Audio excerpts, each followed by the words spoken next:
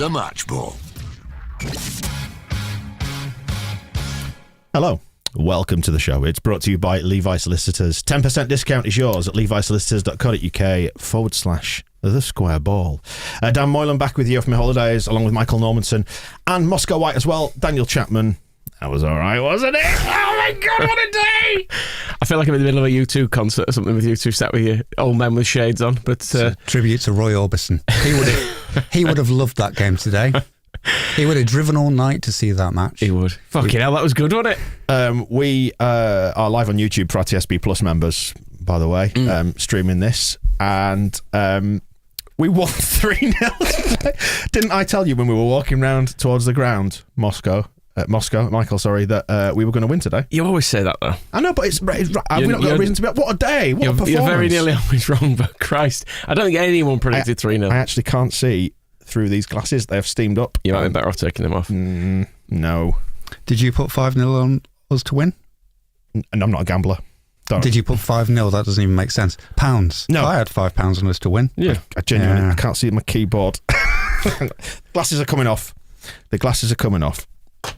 Ah, dear me. I had a £5 on us to win. I also had £2 on Dan James to score, but that's how optimistic I was feeling. So some of it paid off, some of it did not. All of it's wonderful.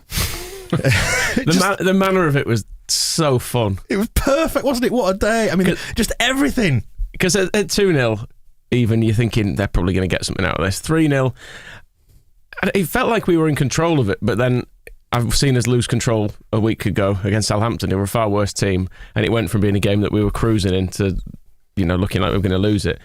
But then at 3, and then with the man sent off, just the deliciousness of laughing at all of it. The brand, because they've just paid 30-odd million quid for that chump at the back. They're going to have to Which one?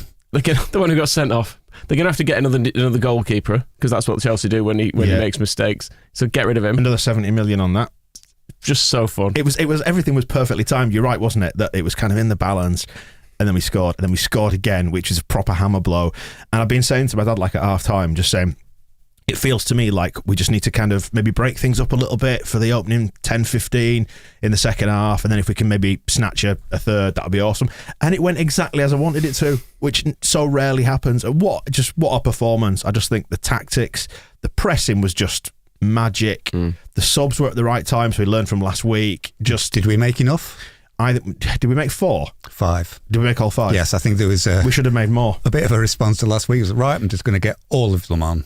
That's the opposite to what went wrong, which is how you learn from mistakes, isn't it? Everything went right. It was just brilliant. They couldn't deal with it, and it was magic. The whole thing was magic, wasn't it? All of it. We just kept, they talk about like setting traps when it comes to the pressing, and we kept doing it, and it kept working, and it was ace.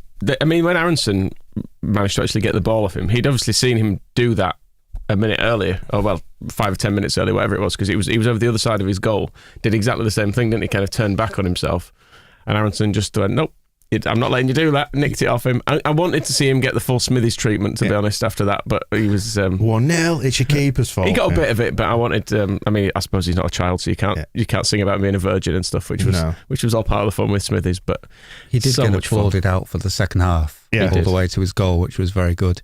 And the thing with Aronson going for that tackle is he didn't fully commit to the one side. It was almost like a feint. He went as if he was going to block one side, forcing Mendy into his little turn, but he hadn't fully gone, so he was ready for him turning back, and that's what did it. So he's played him like an old saloon piano, and it's paid off massively. It was just brilliant. He was brilliant today. They were all brilliant, all of them. I'm expecting Jesse Marsch to talk a lot about that goal, because I think it's the kind of goal that he dreams of. That is his perfect goal. In some people's world, 45 passes from one end to the other and every player having a touch is what they're like.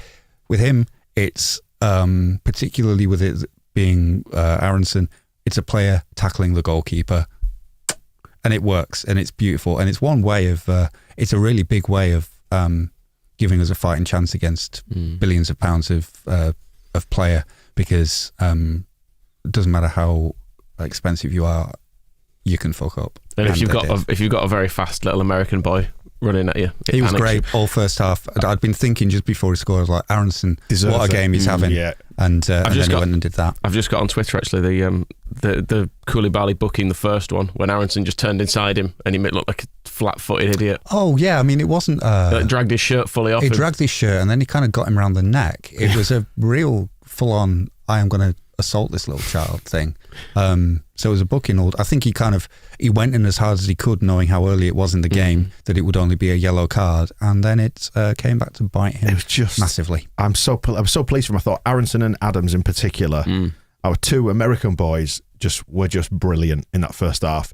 And it was a little bit sloppy occasionally in possession was Adams, but the industry and the work, just the work is everywhere. You just it just kept popping up and spoiling things in a really, really funny way. I really, really like him, I have to say. He just always gets his foot in, and he never seems to be lunging in, and it's just little block tackles over and over and over again. He's in the right place for it, and he just gets a solid foot in and wins us the ball back. Or even if he doesn't win the ball back, it just breaks it up. So it means they can, they have to reset and try and attack again. I thought it was brilliant. I thought everyone was great today, though. Who was man of the match? Was it Jackie or Aronson? It'll go Jackie or Rodrigo. If anybody wants it was all of them. If anybody wants to rate the players, TSB Plus members, all that's open, and hopefully I'll put the team in right. I was frantically doing that full time. 10. You can rate Jesse Marsch 10. Yeah, I don't think 10, Marsch is going to be getting 4 out of 10 this week. 10, all of them. But the even Llorente and Koch were really good. I think that period at the start of the second half that you were talking about, where we had to get some game management in, because they do say 2-0 is a dangerous lead, and you would have expected Tuchel to get something out of Chelsea as kind of a response to what they'd not done in the first half. So there was a bit to defend, and we know we're a little bit dicey out the wings, but balls coming in. We were very good at catching Chelsea offside. I don't know if that's because their players are just thick, and then we were very good at blocking anything coming into the box, and I think Llorente and Koch both had really good games. But then everyone did. Harrison and Rodrigo put the numbers up really, didn't they? Rodrigo, always liked him. Me too, and Jesse Marsch. I think maybe apologies are due on a day like just today. On that front, I think we can't avoid the fact that somebody will say, "Well, is it time you're going to give Jesse Marsch credit?" And we have had one sort of, slightly passive-aggressive tweet to that effect. It's fair enough. But do you know what?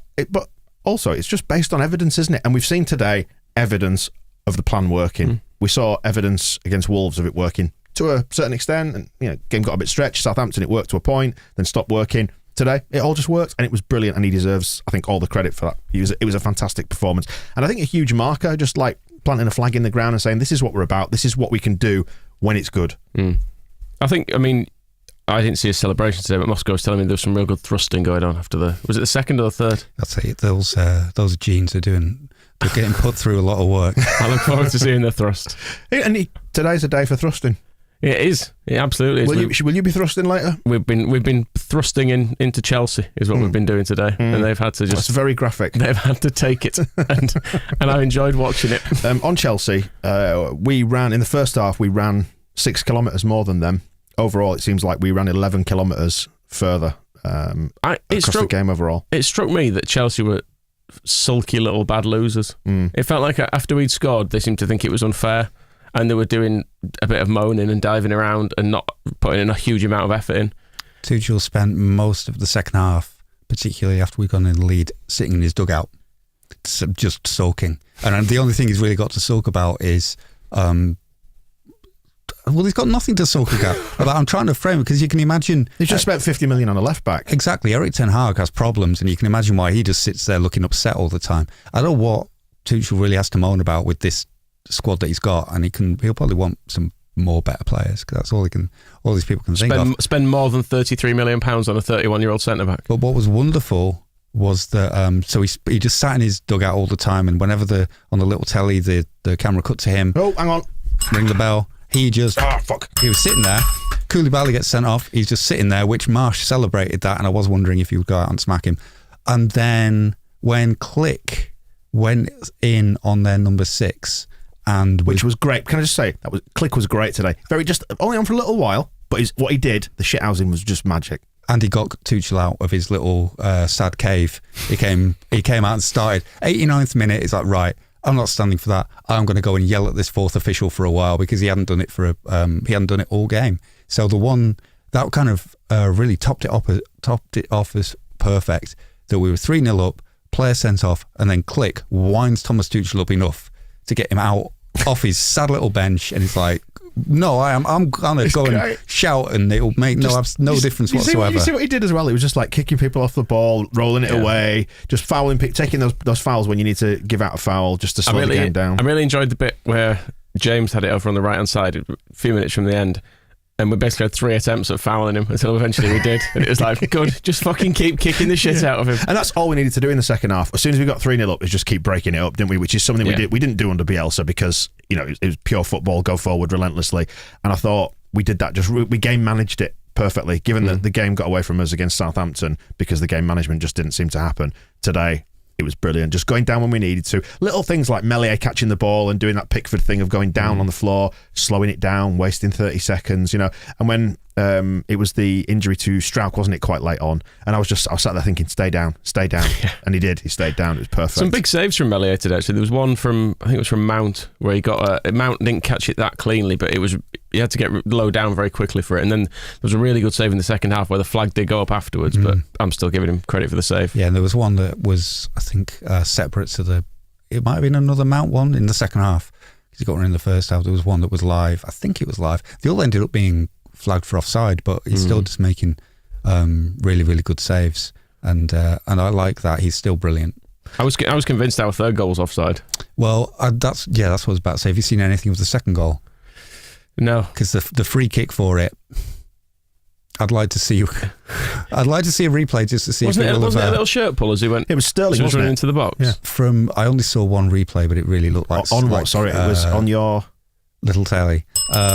It really looked like Sterling didn't touch him at all. But did we deserve a free kick anyway? Well, because we're Leeds and they're Chelsea, so you would give us a free kick. Just checking. Just to make it good. Roles reversed there. Sterling's going down. He's buying a free kick there. Well, exactly. I'm not trying to say it shouldn't have been a free kick. I'm just trying to ascertain, is there more to enjoy about that goal if the free kick was completely unjustly given? Because to me, that makes it better. Yeah. Very much. It's like the the famous fan zone of the Viduka one where he scores against Arsenal. He goes, he's offside as well, so it's even better. Yeah.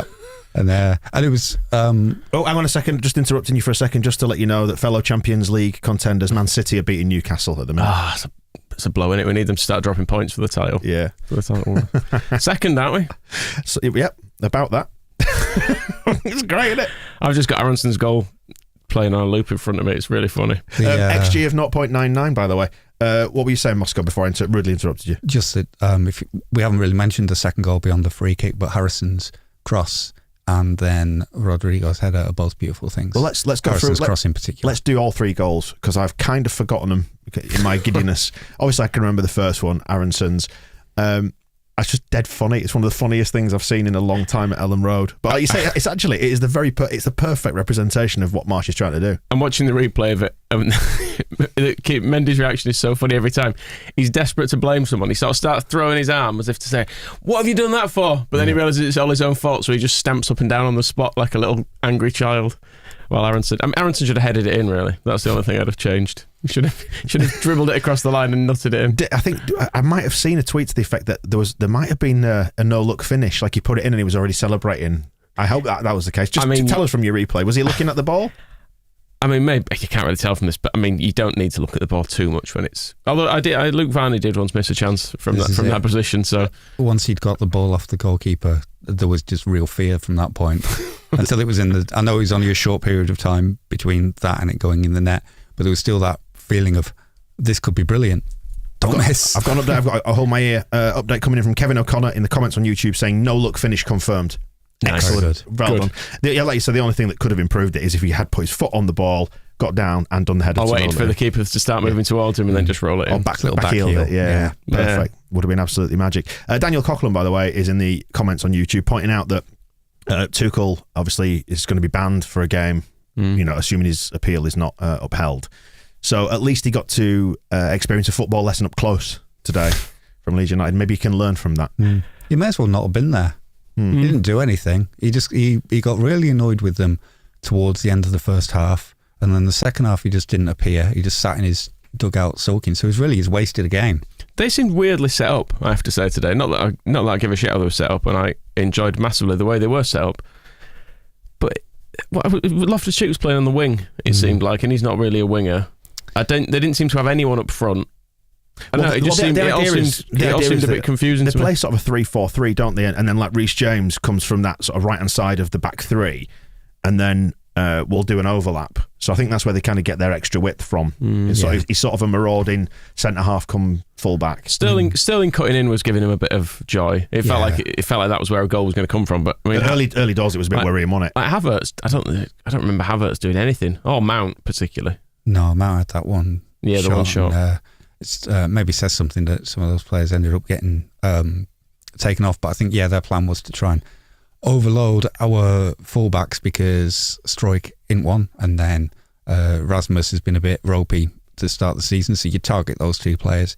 And Christensen did let them, like the chance in after 30 seconds was right behind him in a real panic, so you could sort of see what they were trying to do. And there was a moment they had one chance as well. I think it was one that Meslier saved it was a really good save because they went they crossed from behind Christensen, and Reece James was unmarked coming in on the other side and cut in and had a shot. And then what was the other one? Oh yeah, I noticed they were preparing, and this is probably a sign of when I had a feeling that it was going our way, because they were on their right attacking Struijk, and you could see they were putting 1, 2, 3 players on Christensen ready for it to be switched over, and then he would have been in trouble because it was him with 3 players behind him.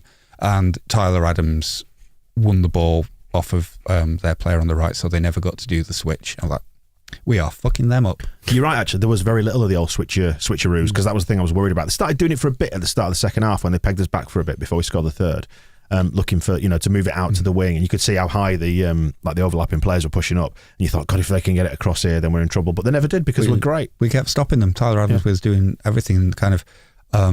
Conor Gallagher was just getting bullied constantly and wanting free kicks and not getting them. Jorginho the same as well. Yep. I didn't think he did anything in midfield. No, so they do. Would it have been a different game with Kante playing?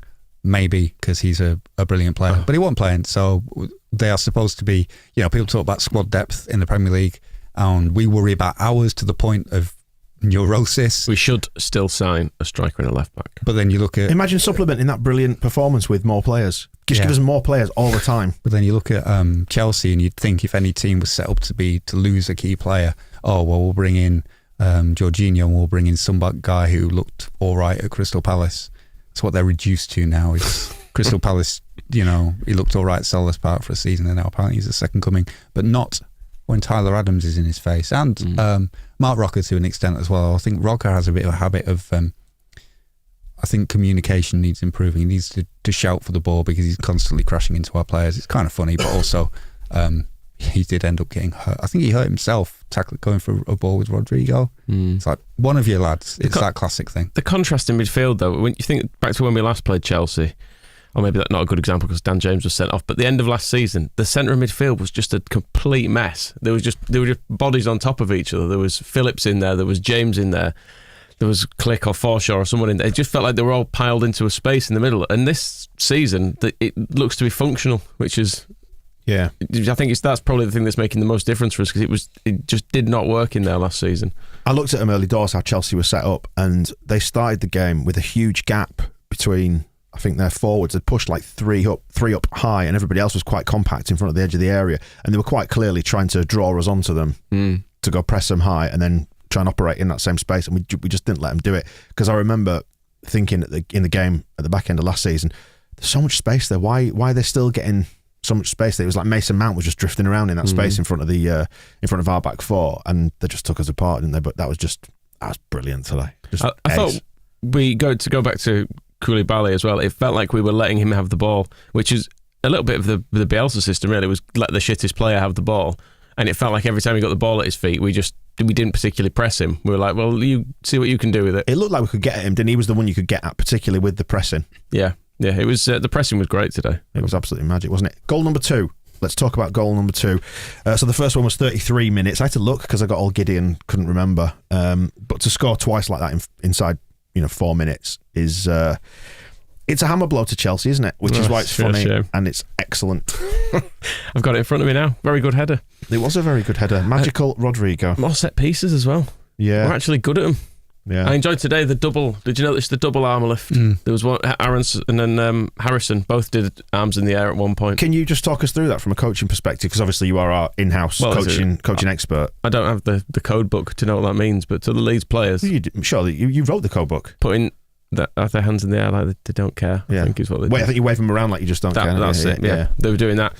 But yeah, it's quite nice being good at set pieces. I know it's a bit Warnocky, but I'm more than happy with it. But a third of all goals are related to set pieces, so I think we should do that and score more goals. And I used to be desperate for Bielsa to make us better at set pieces. I just think, come on, please, just spend a bit of time on them. Apparently he didn't, did he, at all? So, so fair enough, if we keep scoring from him, I'll be happy. I mean, that was the best day of the last 2 seasons, wasn't it? I mean... Do you think this was his Stoke? Maybe so. I mean, there was not any, other than probably the Brentford game. It didn't feel like there was much joy last year, did it? And we didn't beat anyone who wasn't shit. It was desperate. It was desperate joy last season, always, wasn't it? Yeah, there was never any just outright fun. And the wins came against Brentford, Palace, Norwich, Watford, shit teams essentially. The Stoke comparison is a good one because it's pressure off, start the season, sun shining, nothing yet. You don't know what the season is, so you don't know what to play for. So last season, Norwich, Brighton, Wolves were incredible moments at the end of the games, but they were incredible because we're scrapping for our lives at the bottom of the table.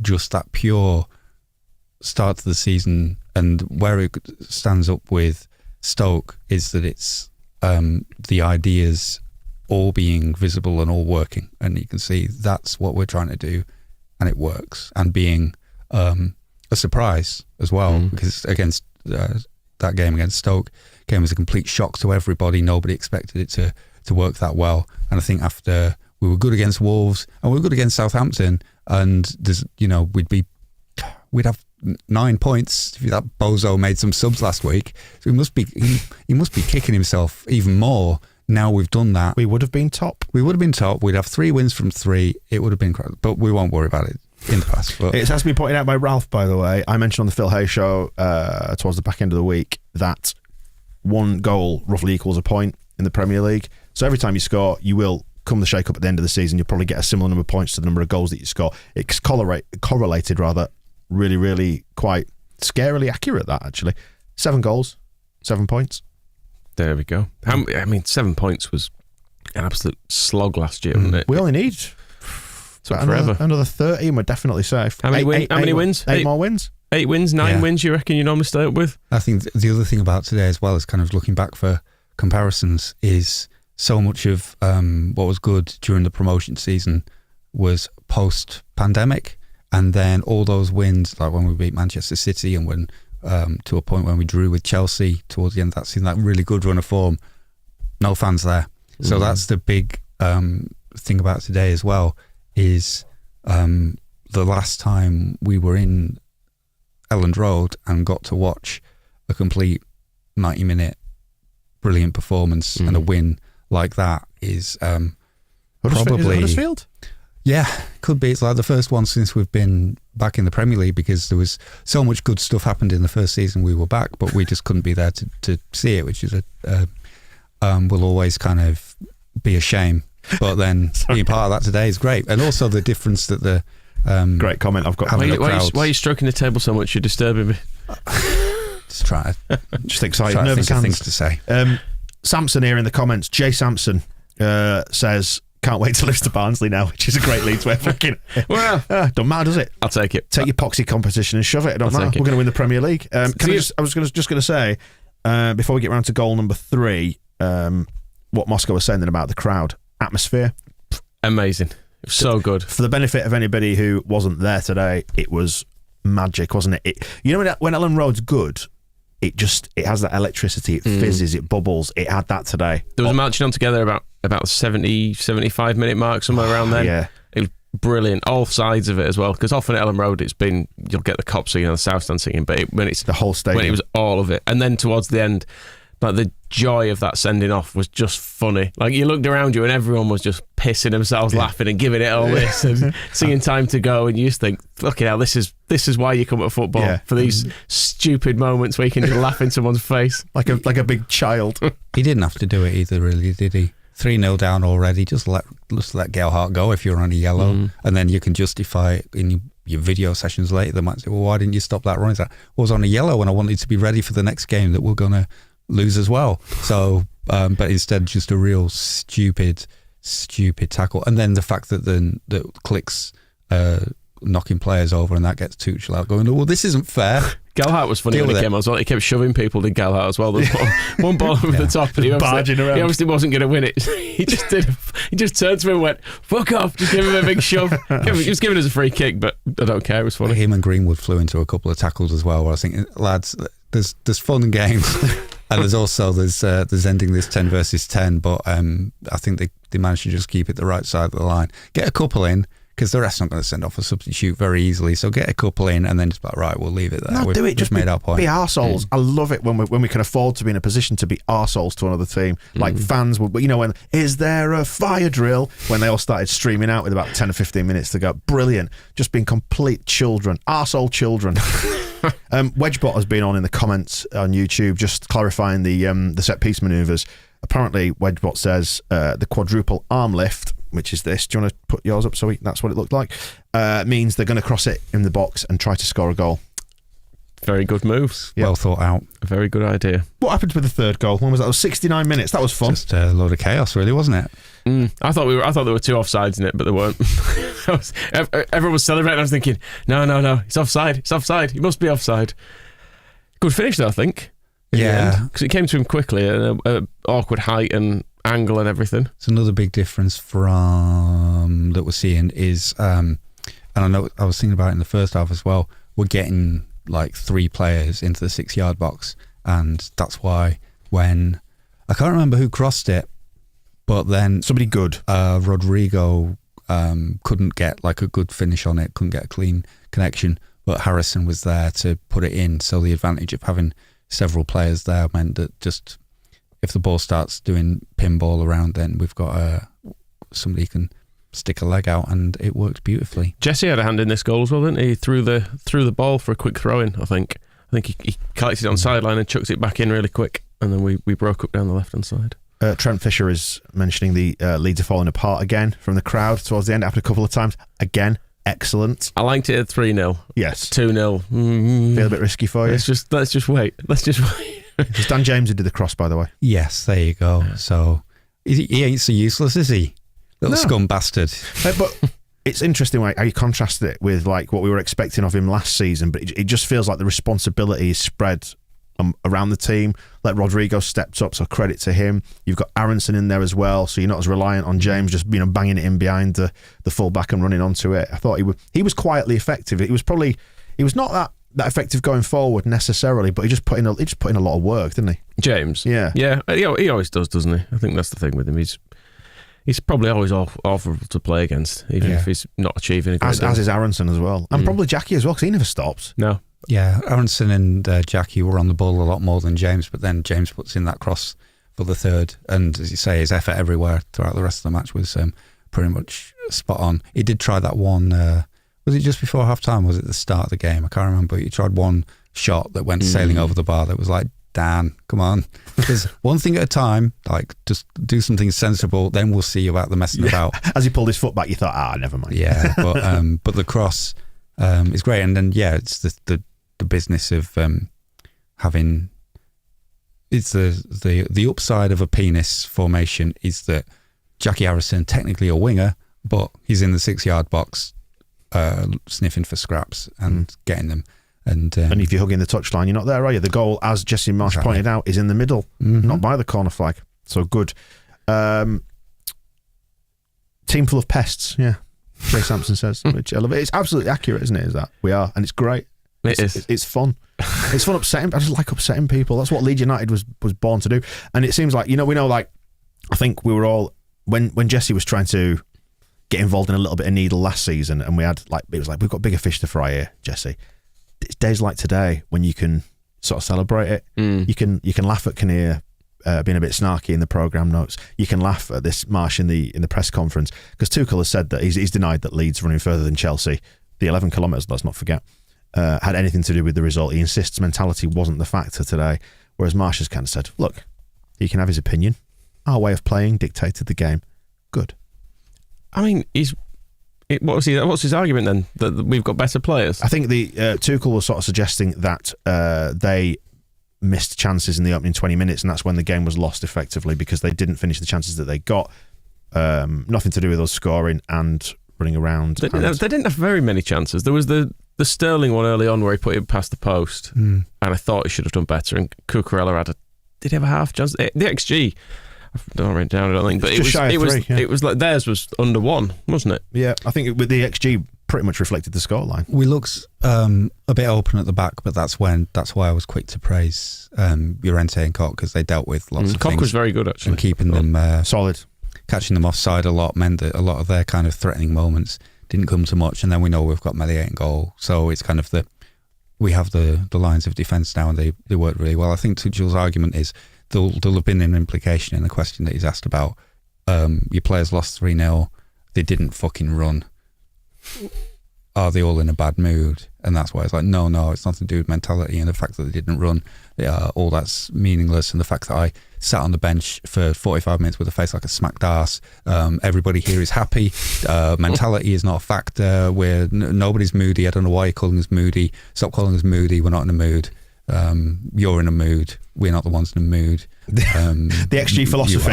The XG philosophy said it was 2.66 to 0.76 XG today.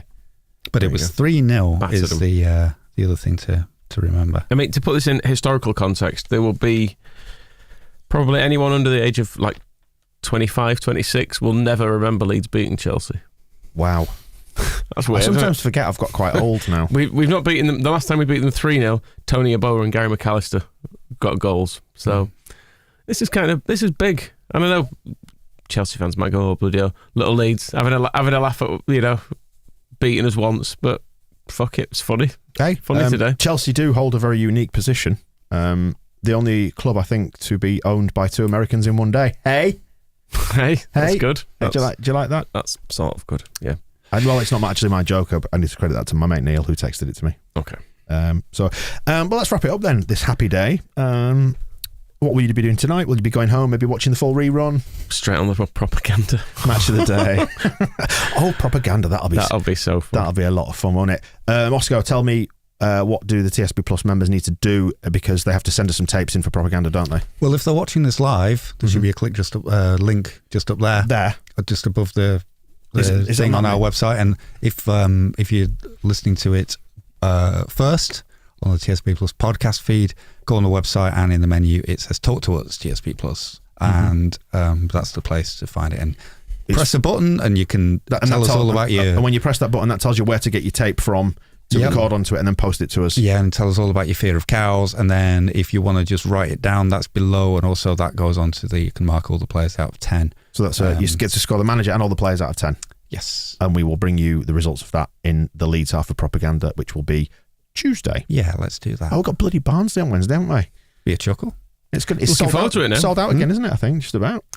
How times change. Battering Chelsea and selling out League Cup games. There should be 7,000 people there, and they should be all miserable. Are we going to bother doing this? Are we doing this again on? Are we doing it again on Wednesday? Are we doing a match ball?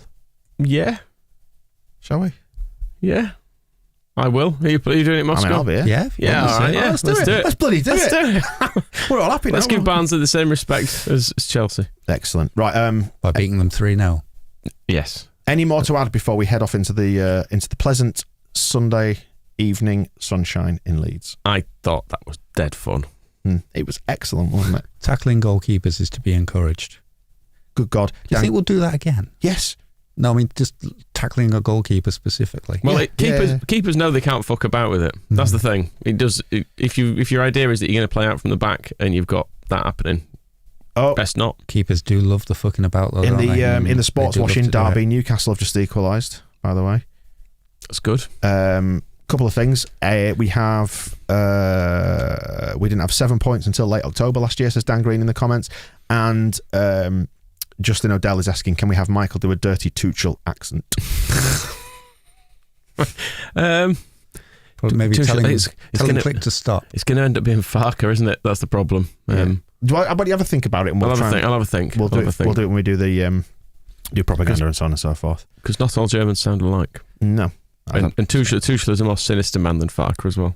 So. Sounding. See, some people think you just do that stuff off the cuff, but they don't realise you have to go away, hone the accent, write the script, really think about your motivation as to what you're going to do when you are just doing a low accent. There's a lot of work goes into... I don't even want to think about Tuchel's motivation. Also, all sorts of intel coming in now. People saying it's still 1-0 to Man City. Well, one sports-washing Middle East nation is going to win something, aren't they, or draw? I don't care. Yeah, I know we've not beaten Chelsea for ages, but it's all meaningless, isn't it? They've just had the stolen wealth of a nation behind them for so many years. Yeah. And now they've not. Looks like they're shit. Not good like us, are they? I mean, VAR 1-1. Stuff's happening. I don't care anyway. It's nothing to do with Doesn't us. matter, does it? 3-0. We're still second. Going to win the league, aren't we? Let's wrap it up there then. Thank you for joining us on the live stream if you did that. Otherwise, you can find it on your podcast feed. TSB Plus immediately afterwards. Priority access. It'll be out in the early hours of Monday. Bloody Monday. It's this Sunday football. We haven't got a Saturday game for ages, have we, at 3 o'clock? Anyway, by the by, we'll catch you next week. The Match Ball.